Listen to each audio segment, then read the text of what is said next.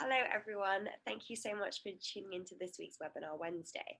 As you may know, my name is Stephanie Fox, I'm from the Network One. I'm just going to be going through some housekeeping before I introduce Paul Squirrell, who will be moderating this session. This is actually the last session in our Webinar Wednesday series before we take a break for August.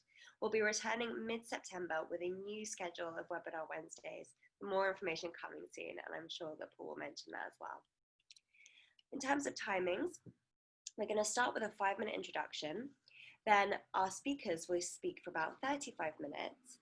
Then we'll have 15 minutes at the end for Q&A, and we will formally finish by 1:55 London time. However, at the end of the formal session, we're going to turn off the recording equipment and we'll finish our spring-summer program with an informal conversation discussion between any of you who'd like to stay on. So this should last about half an hour, and it's just going to be a very open discussion, no holds bars. Could be less than half an hour, could be more, but yeah, please do feel free to stay on and chat with us if you have the time. So please keep your microphones muted at all times. We're going to unmute your microphone if we're calling you to ask a question, but in the kind of informal chatting bit at the end, that doesn't apply as much. But that being said, we would appreciate it if you keep your videos on so our speakers have some friendly faces to present to. As I mentioned before, we'll have a Q&A portion right at the end, but if you think of a question in the meantime, please send it directly to me in the chat. So go to your chat box, and where it says to, you see a drop-down menu, and instead of everyone, select Stephanie Fox. I'll be going through all of the questions, and I'll select some to ask our speakers once they've finished. All of the questions should be sent to me in the chat box. Please do specify who the question is for, because today we're going to have Marla, Kaplowitz, Dominic, Pearman, and Paul Squirrell talking, so make sure you let me know who the question is for.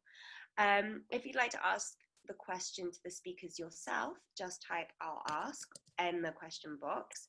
But if you prefer for me to ask the question, that's totally fine, just say so. Hopefully you'll have your Zoom viewing mode set to speaker view. If not, just click speaker view at the top right of your screen. Paul Squirrell will be sharing slides on his screen. So if you can't see his speaker window when his slides are on the screen, just select show active speaker video. If you have any technical issues, please message Lizzie Gold either directly in the chat, or you can email Lizzie at lizzi.gold@thenetworkone.com. We will be recording the formal part of this webinar, so if you don't want to take notes, that's totally fine. And for any reason the system crashes, just wait a couple of minutes and you can log back in with the same link that you already used to log in this afternoon. Thank you very much for listening to that. Now I'd like to hand over to my colleague Paul Squirrell, Director of the Network One. As a little intro for Paul, he started his agency career in London in 1995. He's worked for several independent agencies and also with DAS/Omnicom as an account director and a new business director, where he really got into international. At the start of the dot-com boom, Paul gave up the secure monthly paycheck to co-found Creative Brief, an online agency client marketplace, before joining Julian at the Network One in 2006. Today, Paul works across the network and has a focus on Africa. He's also managed the Network One's world-leading independent agencies publication project for the last 5 years. Without further ado, I will now turn over to Paul. Great, thank you very much, Steph. And hello, everybody. Good morning, good afternoon, or good evening, depending on wherever in the world you might be today. It's great to have you with us for what is the last in our Webinar Wednesdays, just for a few weeks while we take a short break to go on vacation. Okay, now I'm going to try and pop this onto screen share. This is where it usually all goes wrong, but there we go. Right. Hopefully you can all see that. Can you see that? Yes? Hey, good. We're off to a good start. This is always good. Okay, well, firstly, welcome to Chateau Squirrell here in the English countryside. I'm going to make a little apology to start with. If you see this gangly thing in a dressing gown walk up the screen behind me, that's my son. He has been told to stay out, but he's a teenager. And of course, this is 1 o'clock in the afternoon, is breakfast time for him, so he might wander through, but hopefully he won't. Anyhow, we're here to talk about this webinar, and we've entitled it Stop the World I Want to Get Off, which I'm sure we've all felt probably at some point in the last few months. And it's, the subheading is really how the pandemic has affected independent agencies and what happens next.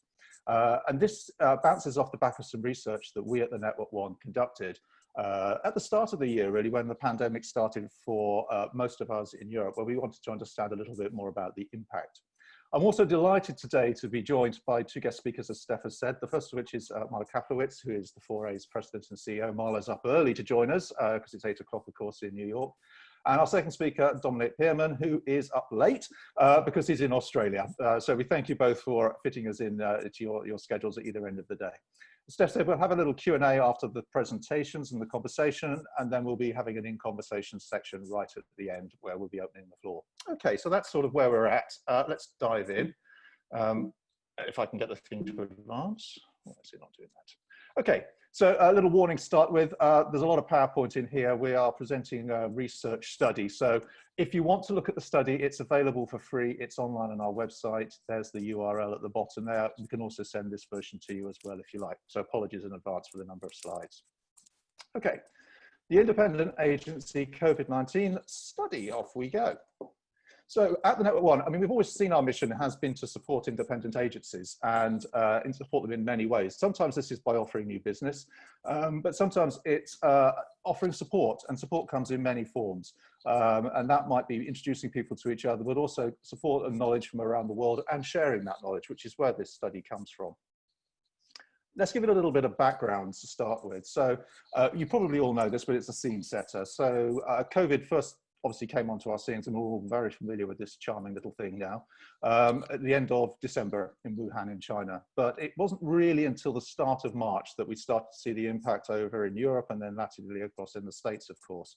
And it seems hard to believe now, but the time difference between those two is a little over 2 months. And it's fair to say, I think, that most businesses were totally unprepared for the impact of what was going to happen. In fact, many of us, and I remember sitting in discussions, both internally in the Network One and with some of our agency customers, saying that we expect this to be over in a few months. It's the flu, right? But of course, that's not been the case. And by the middle of April, 3.9 billion people were in lockdown around the world. And, I still find that an extraordinary figure. That's about half the world's population. So we put out our research, and the objective here really was to find out, as I said earlier, how independent agencies have been coping in what has become, and I'm sorry to use the expression, unprecedented times. And our aim was to gain a little bit of insight, understand how, as an independent agency network, we could help and support independent agencies better to survive and come out the other side of this. So we did the research, and the mechanic was relatively straightforward. It was a Google form that went out. Online research, obviously the best in these times. We approached independent agencies, CEOs and the equivalent across 42 countries. We had 127 respondents that came back to us, and there's our fieldwork period there, as you see, the 25th of May to the 12th of June. Important to note the dates, because obviously countries around the world were at different stages of the crisis at this point in time. Some were literally just going into lockdown. Some were coming out the other side and had experience which they were able to share with us. The respondents were drawn from around the world, as I said. These are the countries. Quite a fair and varied list, I think you'll agree. And if you look at it from terms of sort of geographical breakdown and how it splits out, slightly over-indexed perhaps in Europe, but not surprisingly, there we have more countries in Europe when you look at the map, but a good spread nonetheless around the world. Okay, so let's dive in and have a look at the findings. We looked at agency income. Obviously, this is an important thing for all of us. And we asked the first question was, your monthly income since March compared to last year, whereabouts is it? And not surprisingly, 74% of the agencies we questioned said they had reported a significant loss in this period. When you ask them to expand that over the year to come, to 2020, and look at the estimates, 89% of the agencies that we questioned expected to show no growth versus the previous year. And indeed, 75% were looking at a loss and a reduction in revenue. More worryingly, perhaps 31% expected a 20% reduction, which of course is around about a profit margin for an agency. And 11% of those people we questioned expected that to be more than 50%, which is even more concerning, of course. Now, it's not really surprising when you look at what we asked next, which is, have your clients stop spending? And of course, again, probably no surprise for anybody here, because you're all agency leaders and you're all dealing with clients on a day-to-day basis. 51% of the people we spoke to reported that at least some of their clients have stopped cancelable projects since March. And this continued, 17% of agencies saying that more than 50% of the clients have done this as well. So there's no two ways about it. We can't sugarcoat the pill here. 2020 is going to be a pretty horrific year for the agencies when it comes to sort of income that's generated. And we're probably looking at a knock-on now into 2021, if we're honest. So this leads us really to cost reduction measures and what could be done to mitigate the losses that we're seeing. Well, not surprisingly, again, 51% of the agencies we questioned have looked at renegotiating their rent, their office space and their leases. And 47% of the agencies we questioned looked at freelance costs and have reduced that as well. Again, probably not at all surprising, especially in the light that, as you'll find out later, many of the agencies, of course, have furloughed people. It becomes very difficult to take on freelance under those circumstances. When you look at this as a sort of slightly larger chart, I mean, terminated staff, 17%, that's a lot of people. It's probably not as bad as some sectors. It could be a lot worse, but it's still not great. As you see there, the agencies have taken full advantage of the furlough schemes around the world, 31% of them using the furloughed. Surprisingly, they're down at the bottom there, 15% of the agencies that we spoke to have done none of the above. I don't know what they're doing, whether their balance sheets are healthy, but it suggests that there's still stuff to be done in this space. When we look at staffing, we asked the agencies how many staff do they employ, and most of the agencies we work with fall within the sweet spot. And we take China and the US out of the equation here because they're much bigger markets and have bigger agencies within them. But most agencies tend to be, for an independent, between 11 and 50 people. And that sort of maps pretty much around the world globally, without exception of those two markets. How many of your staff have you let go permanently, stopped paying, or furloughed? And you see there, 41% of agencies have taken advantage of furlough schemes around the world or reduced their salary overhead. When you look at it over sort of a regional trend around the world, this is the sort of thing it pops up. And you can see there are regional differences to how furlough schemes and staff reduction measures have been put in place. So Latin America, for example, has taken full advantage of these furlough schemes or let people go, and 70% of agencies there have done this. Whereas in Australia and New Zealand, the number is much, much lower, around about 20%. We'll maybe ask Dominic why he thinks that might be a little later on. And the rest of the people tend to fall somewhere in the middle of those two. Have your clients furloughed people? Well, yes, actually they have. And again, this is not surprising. So 66% of clients have let the day-to-day contacts go. And this is worrying on a number of levels. A, because obviously there's the now where the day-to-day contact is gone, but looking at the future, what does this mean? Well, of course, it means you have to re-establish contacts with the clients as we come out of the COVID crisis and move forward. This takes time, and this is time that we can probably all ill afford, but nonetheless, it has to be done. New relationships have to be built and so on, new ways of working. Financial support. 38% of the people that we questioned have applied or received a government grant of one shape or form. And I know there's several of these around in the UK, for example, but they tend to be all over the world as well. 25% of the agencies that we spoke to have applied for a business loan. And again, if we look at that geographically, there's a sort of overlay here, and this is what you start to see. And there is a difference regionally to where people have applied for loans. And this is probably partly due to the availability of finance, also government structures, et cetera, et cetera. So for example, if you look at North America, 87% of the agencies that we questioned in North America have applied for a government loan or a grant. Again, very well developed financial systems. Whereas if you look at Africa, and this is the whole continent, 37.5% of agencies here have applied for a loan or a grant. And there could be many reasons for this. As I say, it might be the availability of ready finance, it might be bureaucracy, and it might be the sort of size of agency and the way that they generally work.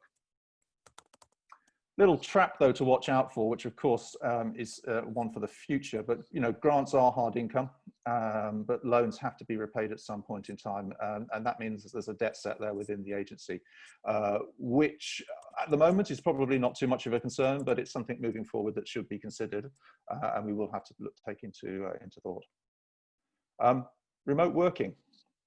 So we asked agencies, how many of your employees are permanently remote working at the moment? And again, probably no surprise to anybody, the vast majority of agencies have people who are permanently out of the office. Anecdotally, when we speak to people, there is a lot of interest in how you get back to work, how people come into the office and how they manage it. People are starting to come back. There's sort of staggered schemes that are going on around the world, 2 days in, 2 days out, that type of thing. A lot of agencies are looking at their premises and thinking, do we need all this space? Perhaps we downsize the actual premises in the center of the city. And a lot of agencies are thinking about the future in terms of, is it a bigger work anywhere type scenario? This is kind of led by this, so we're all becoming zombies. I believe that's the expression. So 88% of us, nearly 89% of us actually are addicted to Zoom. And there are, of course, other platforms that we're using. Zoom is but one. And as you see here, and I appreciate these are probably a bit small. So as I said, this is all downloadable later on. Other stuff that's coming out high, Microsoft Teams comes out very high, part of the Microsoft package, so probably not surprising that. There are regional variants here as well worth taking into consideration. So things like WhatsApp, which is prevalently used across Africa, a lot more perhaps than in other parts of the world. Then, of course, things like WeChat for China, which probably under indexes a little bit on this chart. But Zoom, I wish I bought shares in that a little earlier in the year, that's sure. Investing in people. There's a lot of anecdotal evidence that we picked up about the support independent agencies are given and to their staff, both financially and emotionally. And the anecdotal evidence is that they're being a lot more supportive than perhaps some of the holding companies have been. Probably not a surprise there either. But some of the areas they're looking at are big investments in training. 50% of the agencies that we spoke to said they were going to invest in training their staff through the COVID period. When you sort of break that down, what are they looking to invest in? As you see here, so pricing services is quite high on the agenda. But interestingly, digital transformation and understanding new technologies is very high on the agenda, as also is data and analytics. And this will come out a little bit further in the survey. Brand and CSR is quite low down, and surprisingly, the diversity and inclusion is also low down here. But we also asked, from a sort of more practical point of view, what are you going to be training staff at? And commercial awareness here is, extremely high. And again, this is probably not a huge surprise given the situation that we find ourselves in at the moment, where we're watching the pennies, watching the cents and the dollars. Data and analytics comes out very highly on here. Again, these are services which can be charged at a premium rate for, but you need highly skilled people to be able to deliver this. And e-commerce and s-commerce is also very high there.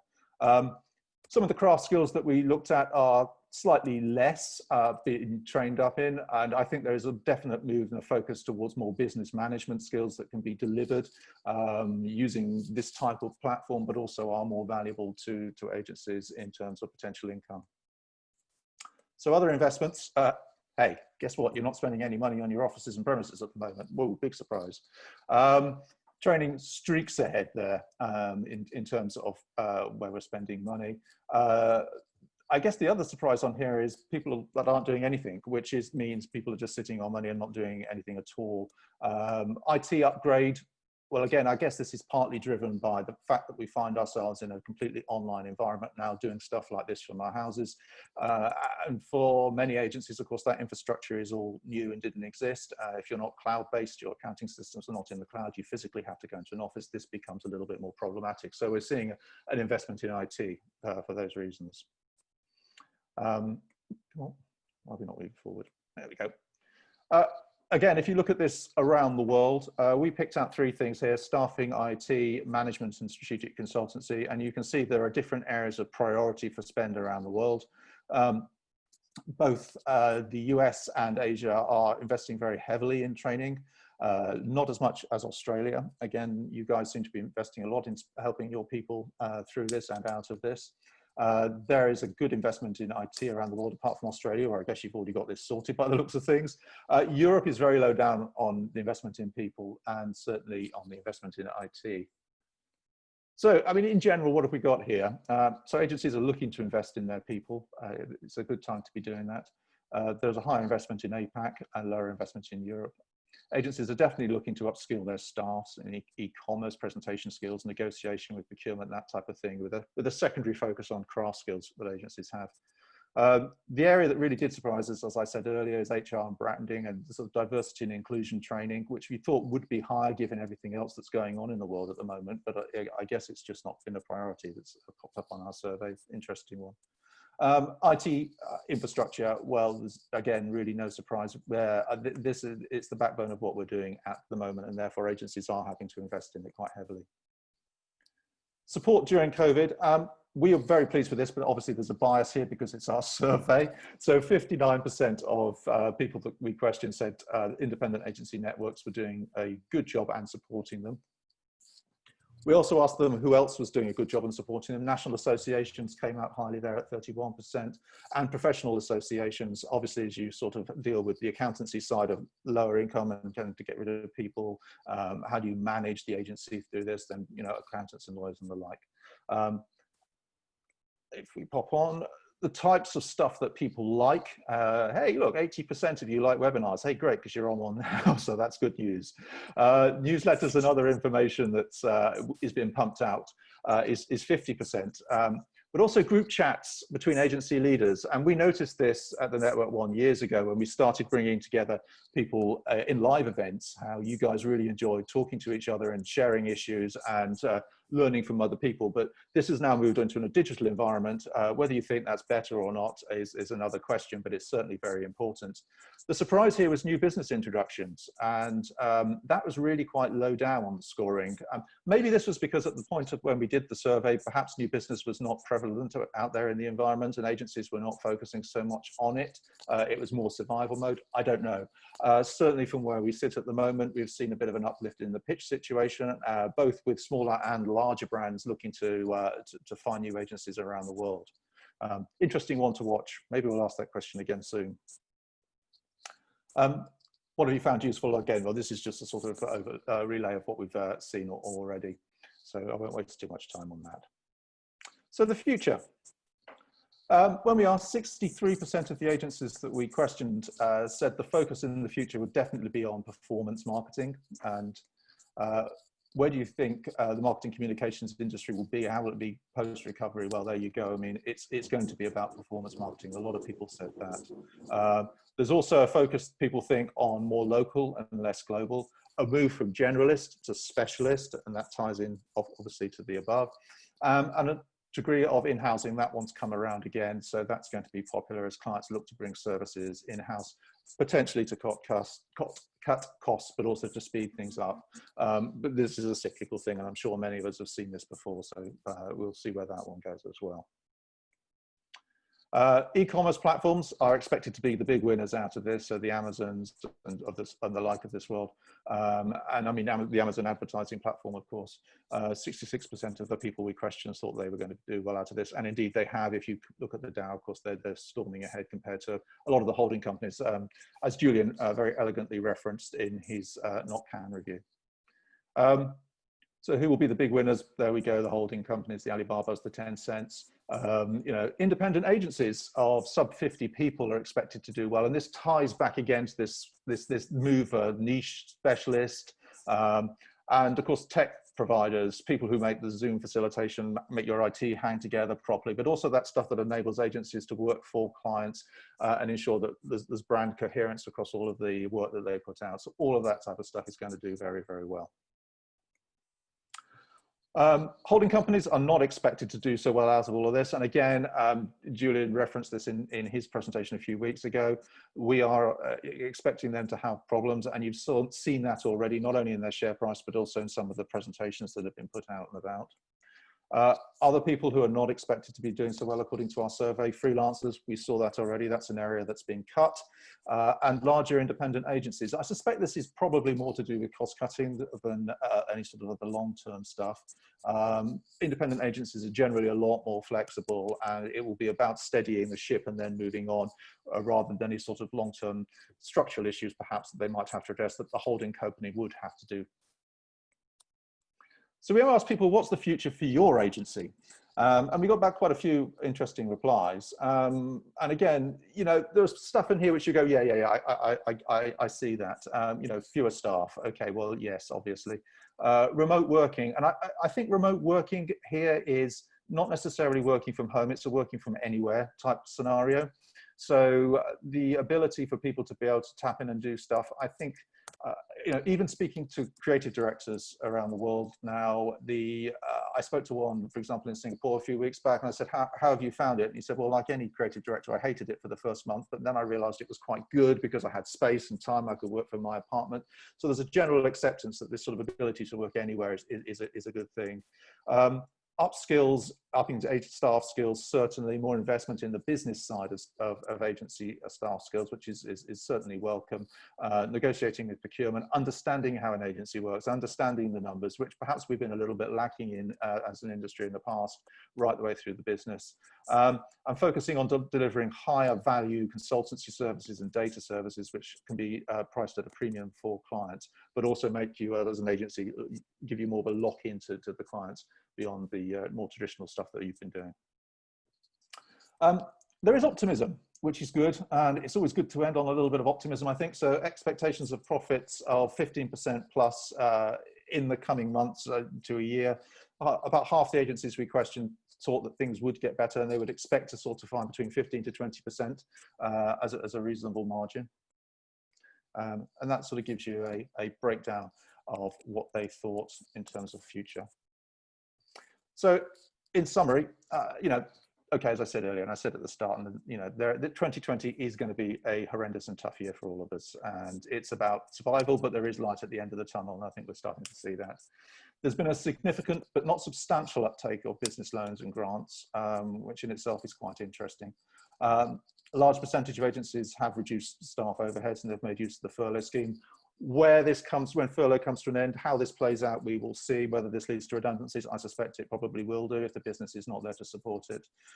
Agencies are, however, looking to upskill their staff, and they're looking at very specific areas to be training in, which are around the business training, the digital transformation, the consultancy level stuff, the stuff which enables them to, would compete with the likes of Accenture, for example, and the other consultancy businesses. So it's the upstreaming. Let's focus on the craft skills. As I said earlier, diversity is a little low on the agenda. Remote working from anywhere. E-com ad platforms are doing extremely well. Tough times for the big agencies ahead. And that specialist niche offering from the independent sector is expected to grow and expected to be something that will be wanted by clients as an offering. And with the majority of agencies returning to profitability, hopefully within the next year or so. So that's a very quick canter through the research that we did. The whole lot is available online. I do appreciate this was a rather quick run through because we are a little bit short on time. But anyway, I'm now going to hand over to Marla, if I can get out of this. There we go. Oh, thank you.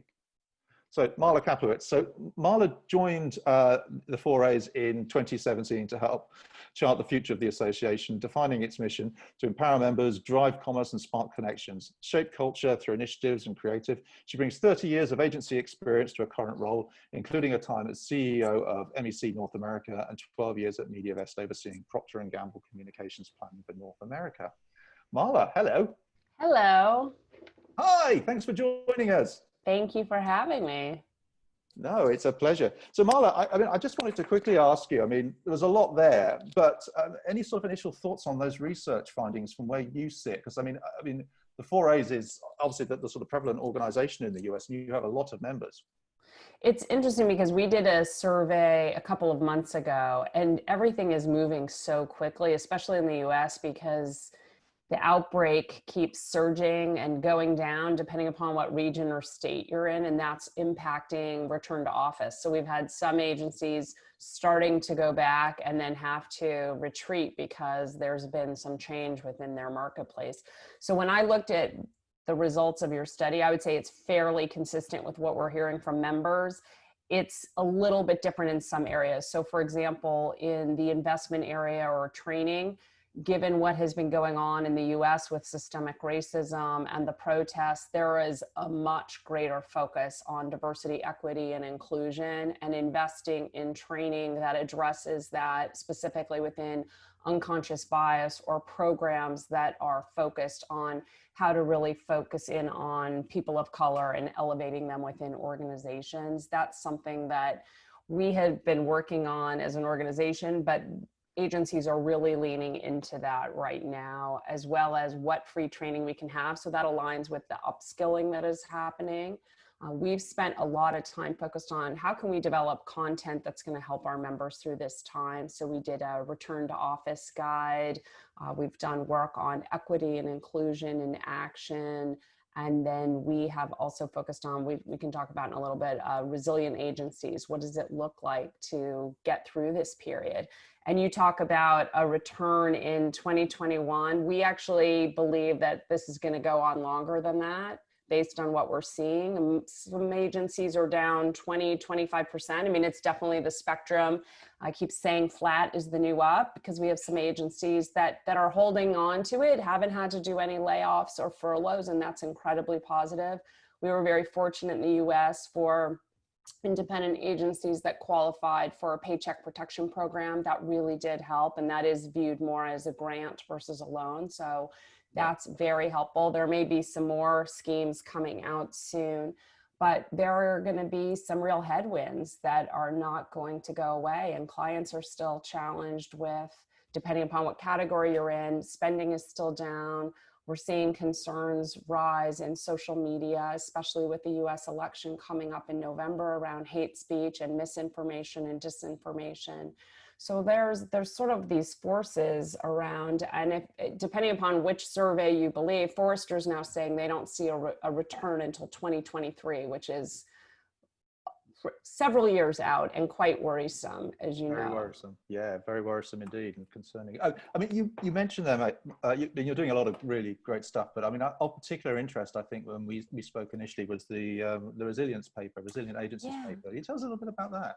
Sure. So when COVID first hit, there was a lot of talk about going into a recession and the economic downturn of 2008, 2009. And coming out of that, there were so many studies about which brands survived, not only survived, but thrived during that period and did well. And some of the common variables were around quick decision making, but also maintaining spend. And so we were really trying to help agencies show their clients the value of maintaining spend, maintaining that customer relationship.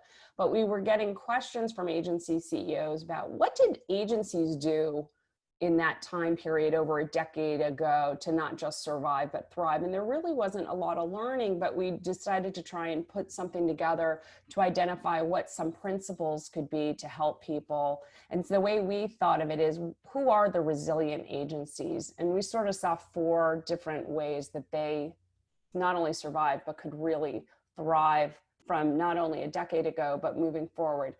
You have to definitely manage your finances. I will say the independent agencies that very quickly made moves on cost structure were faring much better. We saw some wait a little too long in some cases. They weren't proactive in the way they were managing their cash flow. The second would be focusing on your current clients and being very selective about new business opportunities. We always say, love the one you're with. We've seen a real dip in organic growth, but making sure that your current clients are happy.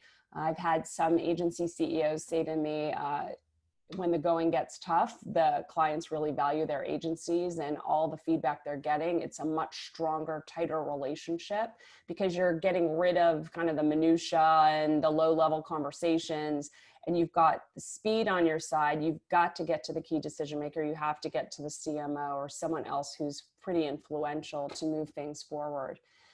The third area is leveraging learning and new experiences now that you have distributed talent and production, and finding new ways to add value to clients.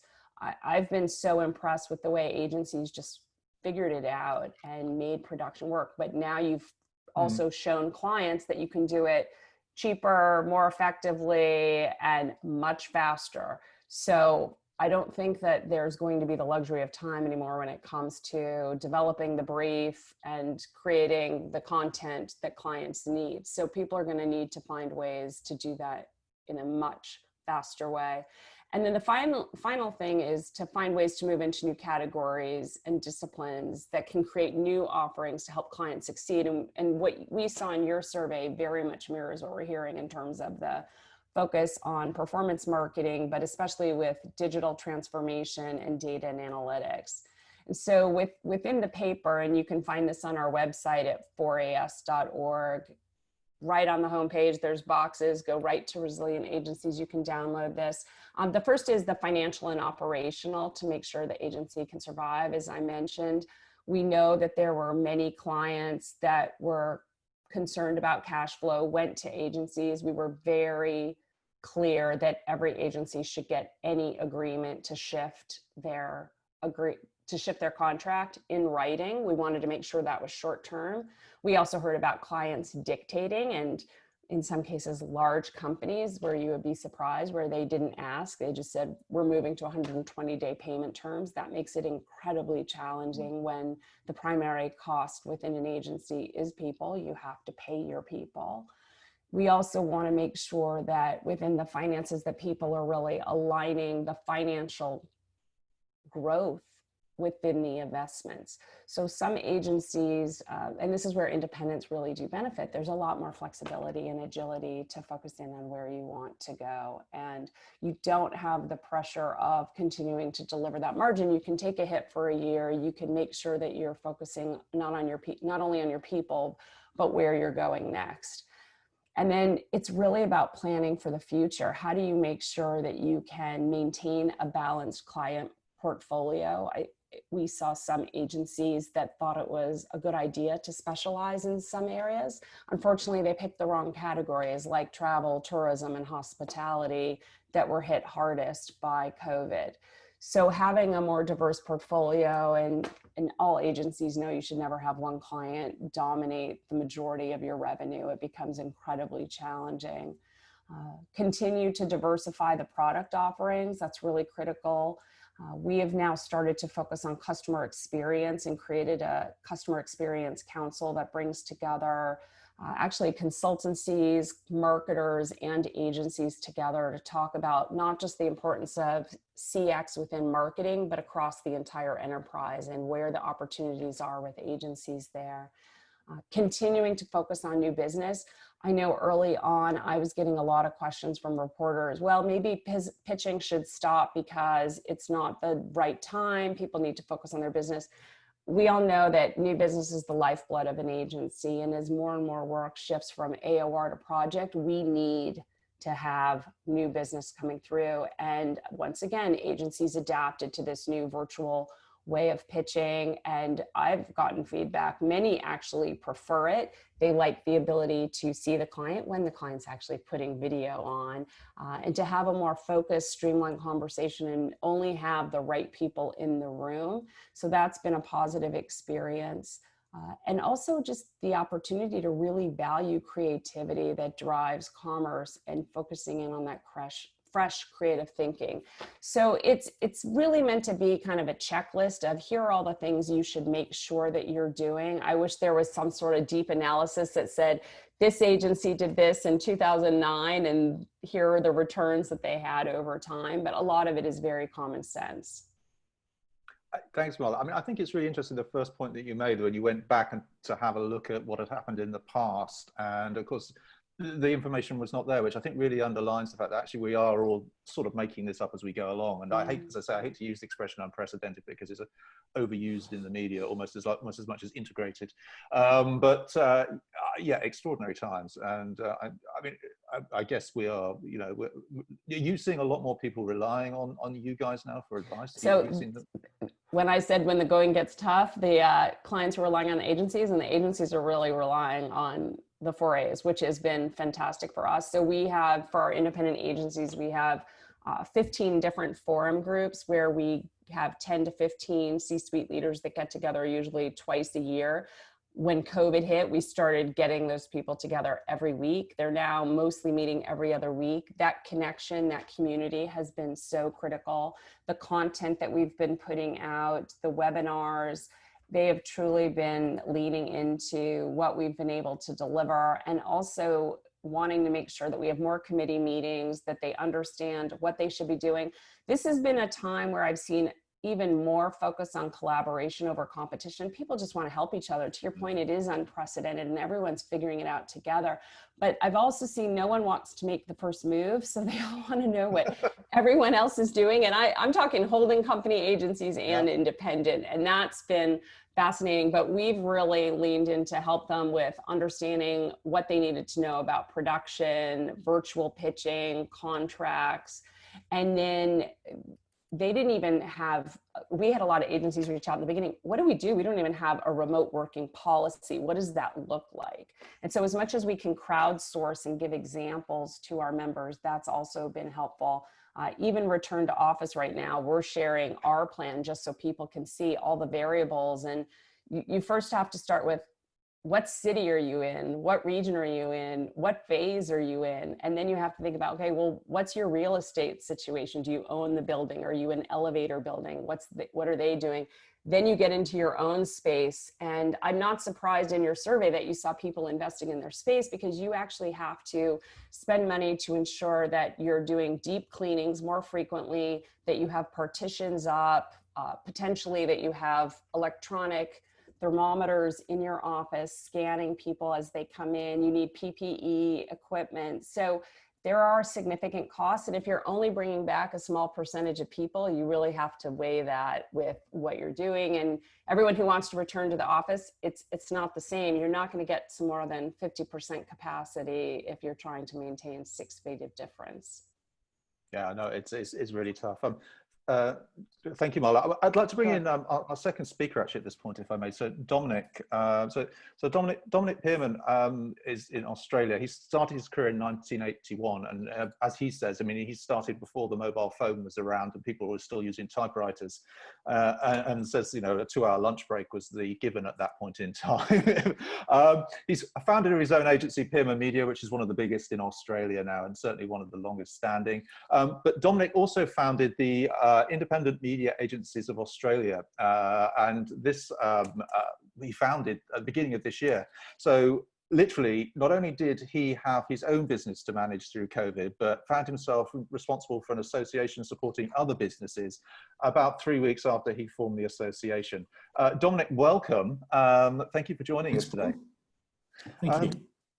Good. I mean, we heard there from Marla how the US is going, and also from our research. I mean, did any of that resonate with you and your experiences down in Australia? Yeah, I actually think Australia's probably been a bit more fortunate than most of the rest of the world. We're in a pretty good position in terms of you know, COVID, relatively well, if that's such a thing as a good position. But you know, although most people are still working from home. They're you know, my office, we've got about 40% or 30% back in the office. You know, we've still, tragically, you know, there's still 180 odd deaths we've had. So, you know, that puts it in perspective to the world, but we're finding that there's a second wave that seems to be coming. One of the big states, Victoria, is now in a bit of a mess, and they're actually getting, you know, hundreds of cases every day. So, yeah, I think, but you know, from what the IMAA has certainly done is it's supported all the other independents, which has been terrific. That's probably been the best thing about starting this sort of independent media agencies. We've run lots of webinars about the government stimulus packages.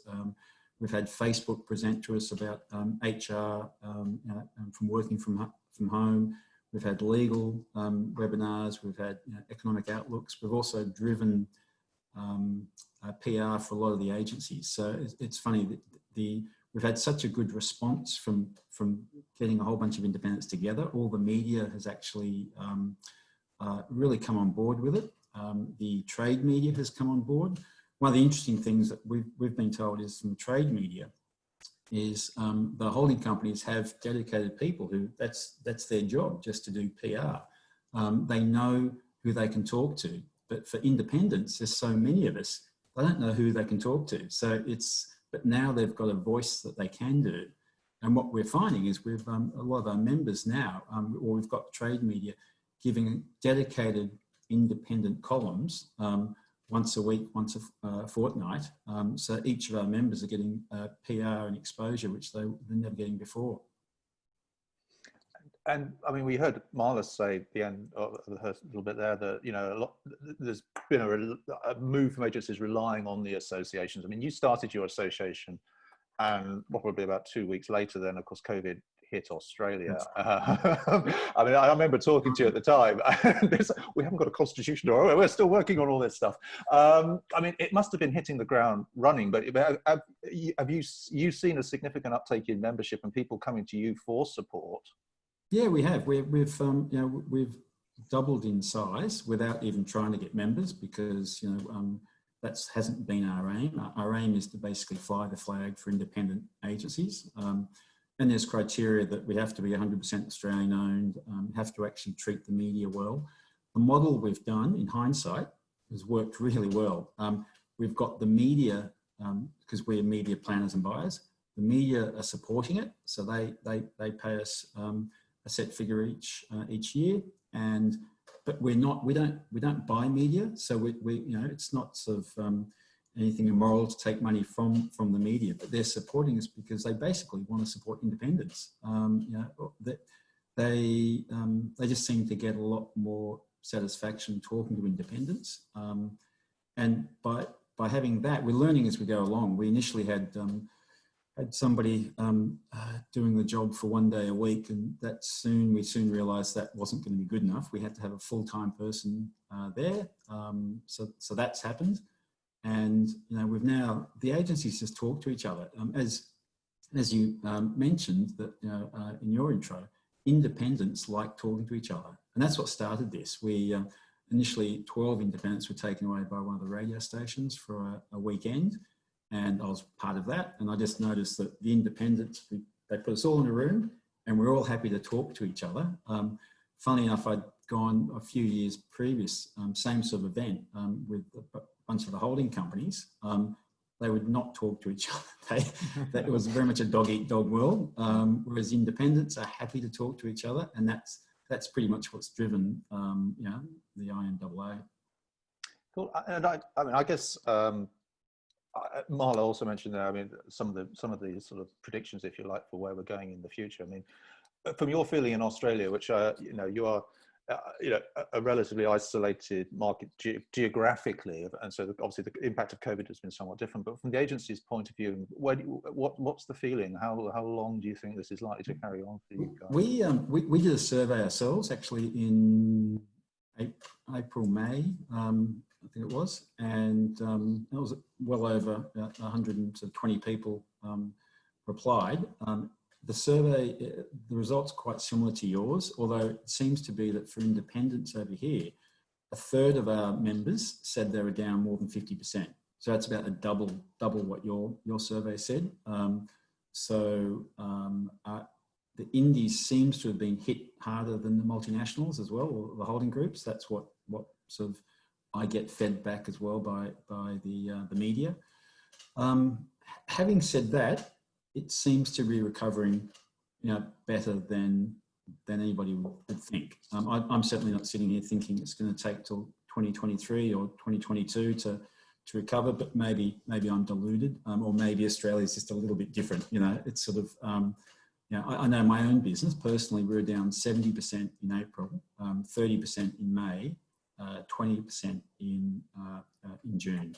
So we've certainly, and we can absolutely see that the future looks pretty good. And the other really important thing, and it showed up in your survey, is you've got so many people having grants in Australia because the government has supported all businesses. They've given an amazing amount of money. So my business gets we got well over $100,000 just in May alone, and my business isn't that huge. So the amount of money the government is giving us has been tremendous. The only problem is they're going to stop that in September. So it'll be interesting to see what happens. But again, from a personal point of view, my business was able to make money in May, even if you took away the grants that the government gives us. So things aren't as bad as they could be. Okay. But having said that, it's getting like we feel like it's rolling on again, because sort of the cases in Sydney or in New South Wales, we're getting 15, 20 cases a day of COVID, whereas that got down to 3 or 4. So it keeps picking up, which probably sounds like small numbers compared to the world. So I should be very grateful, frankly. I'm not saying anything. Great, Dominic, thank you. Steph, do we have any questions? I've got time for a few questions from the floor. Oh, Steph, we can't hear you. Sorry. Yes, we do indeed have a couple of questions. So someone has said, it's a question from Marla. From an international perspective, do you foresee a swing back from local to global in communications and marketing, or more from global to local? Yeah, I thought that was interesting in your survey, because it seemed to be a real mix. It's going to be dependent upon the client. So the global client, if it's streamlining what is happening right now, because the situation is so different country by country, it seems to be more local right now, but it's more on the marketing side where there have been reductions. So typically it's global trying to wrest control from local. So I think it's going to be interesting. Right now I see it going more local versus global. That makes a lot of sense. And if Dominic or Paul, you have anything to add, please feel free. No, I mean, I think that is the case. I think it was borne out in our survey. Great. So we have another question from the floor. Someone has said, how do you see the longer term effects of COVID-19 on marketing clients? Will there be a greater focus on short-term results, or a pause and reset opportunity to think about the longer term needs of companies and brands? I hope this is a moment of reset where we start to focus more on the long term. And you saw in the beginning of COVID, if you looked at the Edelman Trust Barometer survey, if you looked at a lot of different research, that customers care about how companies treat their stakeholders, not their shareholders. That's employees and suppliers. And so to me, there needs to be that reset and that focus to understand that a little bit more broadly. So I'm hoping that starts to shift. Dominic, same question to Dominic, you. did you want to jump in? Yeah, I think hopefully, it is a reset. A lot of our business is talking about, so starting again in, sort of later this year. So yeah, I don't see it being, and to the point that Marla talks about is, I generally believe that, and that's my hobby horse, is the world is too focused on share prices and not enough on sort of staff. And, I've written something about, the triple bottom line, if that can come back again, where we talk about environment and we talk about, sort of staff, not just profit, which would be great. One of the things that's come out from my perspective, talking to the other agencies, it sounds like even from independent agencies, there's more agencies sharing their P&L with their staff, probably because they sort of feel like they have to, because if they're asking their staff to either sort of take pay cuts or work 4 days a week, so there's more of an open feeling about the P&L, which I think has got to be a good thing. Great. Another question from the audience. Someone has said, if you had known what was going to happen with the COVID-19 crisis, is there anything that you would have done differently, or you would have advised your agencies and your groups to do differently?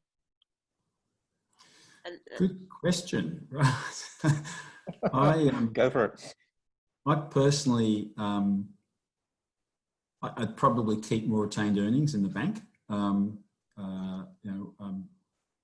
But you don't know, and that's probably about it. I mean, I've actually found it, as I say, it's been quite. Our relationships with clients have actually deepened because now you're talking to clients in their lounge rooms. My thing would probably be make sure you're financially prepared for it, if at all.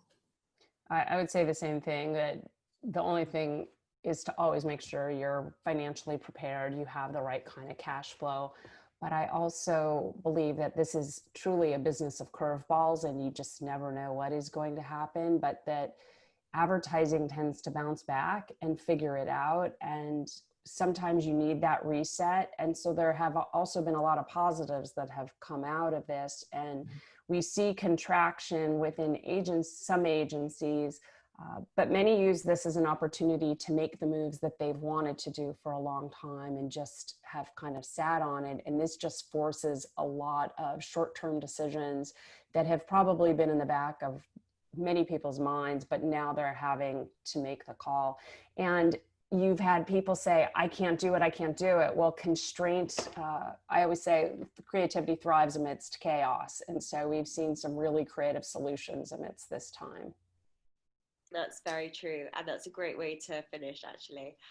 So we're now at 1:55, so as we promised, we would finish the formal part of the webinar now. I know many of you will probably have other assignments to get to, so I'd just like to give a massive thank you to Marla and to Dominic, and I'll quickly pass over to Paul if he'd like to say something as well. Thanks, Steph. And again, a huge thank you to Marla, to Dominic for joining us, as I say, either end of the day. We do appreciate it. Marla, I'm going to let you go because I know you have to shoot off to another appointment. And it's lovely to see you as ever. Thank you so much. Thank you. And thank you to all of you guys for joining us. Well, we're going to stay on. As you see there on the screen now, there's the contact details of our speakers. And oh, hang on a second. There we go. So you can drop them a line if you want. It's been great. We're going to come back in September with more webinars. We'll be publishing details of them very soon, so we do hope you'll be able to join us. But now we're going to turn off the recording equipment and we're opening up the floor